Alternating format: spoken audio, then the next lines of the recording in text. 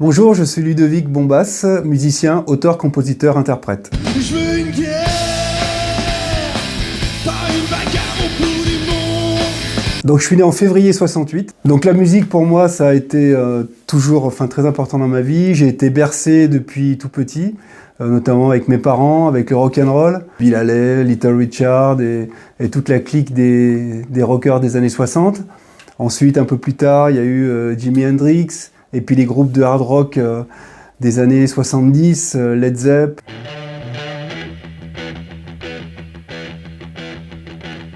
Mais c'est vraiment avec l'arrivée des Australiens, AC/DC, où vraiment j'ai pris le virus de la guitare et Angus Young qui m'a donné envie de jouer. Je passais des heures dans ma chambre à reproduire If You Want Blood d'AC/DC.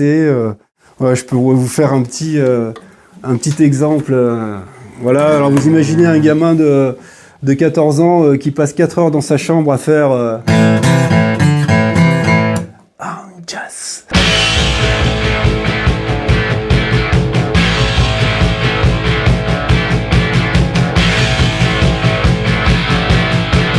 Donc j'ai eu la chance de rencontrer rapidement des garçons qui, comme moi, étaient passionnés de cette nouvelle vague un peu hard rock et puis de la musique.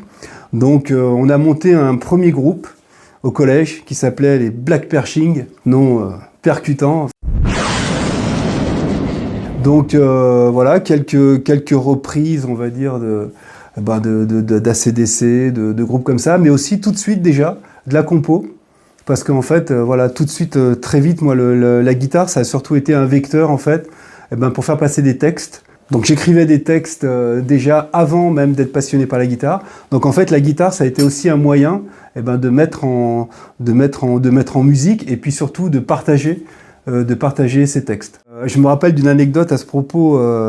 Donc c'était au tout début que je jouais de la guitare avec un copain qui s'appelait Christophe Kluga, qui était un petit peu notre dieu musicien parce qu'il savait déjà jouer de la guitare. Il avait une belle ibanaise en plus.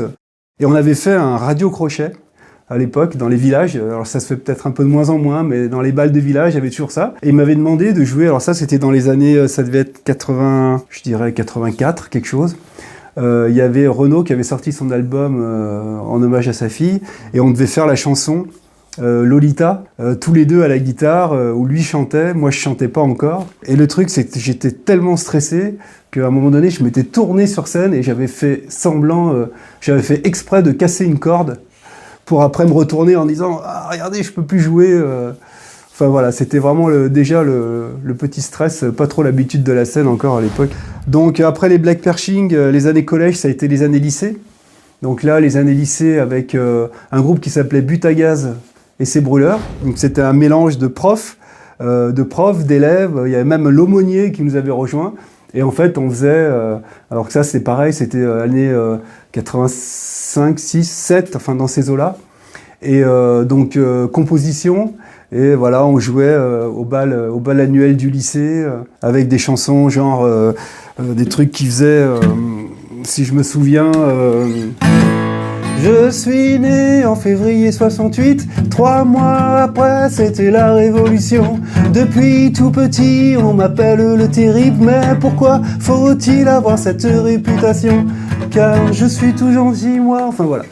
Et donc après les années lycée, j'ai intégré un groupe qui s'appelait Turbulence. Donc un groupe de rock français qui faisait aussi de la compo. Donc là j'ai intégré le groupe en tant que guitariste. Donc belle expérience. Quelques concerts.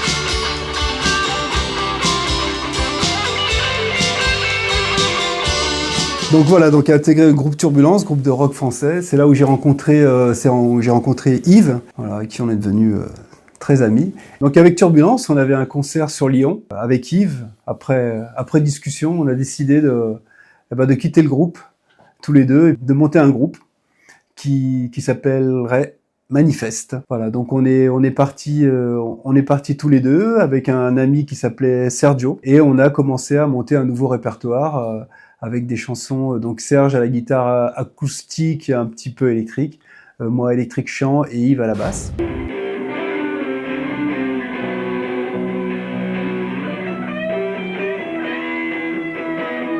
Donc on a remonté un répertoire, nous a rejoint ensuite quelques temps après Patrick de Beignac à la batterie, donc ce qui nous a permis de structurer le groupe, de monter un vrai répertoire rock et de commencer à se produire sur diverses scènes.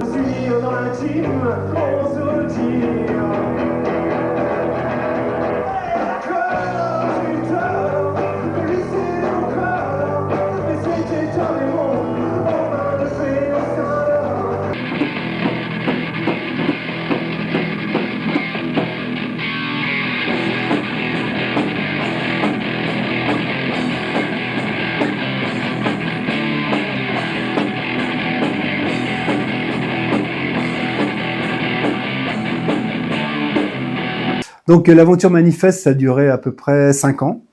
Et ensuite, avec le départ de Yves, donc je suis reparti sur un autre projet, l'arrivée de Jean-Jacques à la basse.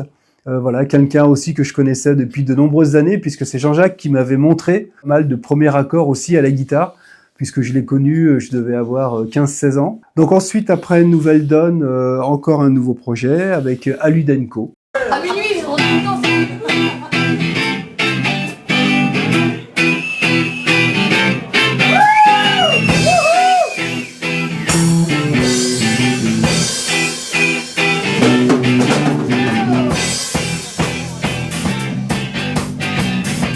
Donc Aludenco, le retour de Yves dans le groupe, un petit peu plus tard aussi d'Aurélie, donc mon épouse avec qui on a pendant quelques années fait des duos. Les journées sont trop longues à l'ombre des barreaux de la prison d'eau, je purge ma peine. Chaque jour a sa peine, mais certains plus que d'autres. Quand dame fauche scrute les tables et s'invite à la nôtre. Donc j'ai arrêté le projet Aludenco et monté un trio qui s'appelle Décade avec donc à la basse Yanos Galland, Xavier Rubin à la batterie. Aujourd'hui, donc à ma demande, le groupe est en stand-by où il va rien se passer pour Décade puisque je dois me soigner suite à une surdité qui est à l'accumulation, je pense, de l'exposition au bruit depuis toutes ces années et mise un petit peu de côté. Temps de me soigner et de pouvoir revenir, j'espère, en pleine forme. J'en ai vu couler des larmes,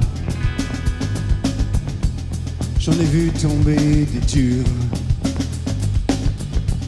j'en ai vu déposer les armes auprès de colosses de plâtre, par la vie cassée et perdue.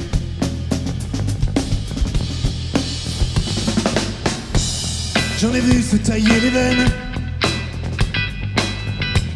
j'en ai vu pendu à un clou. J'en ai vu cracher toute leur haine sur ceux qu'ils aimaient plus que tout, ne sachant plus comment vivre.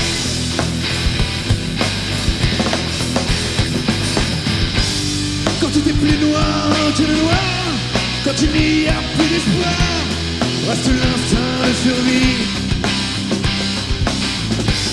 Que le défi, que le victoire, de regarder la mort en face, crâner, sourire à la vie.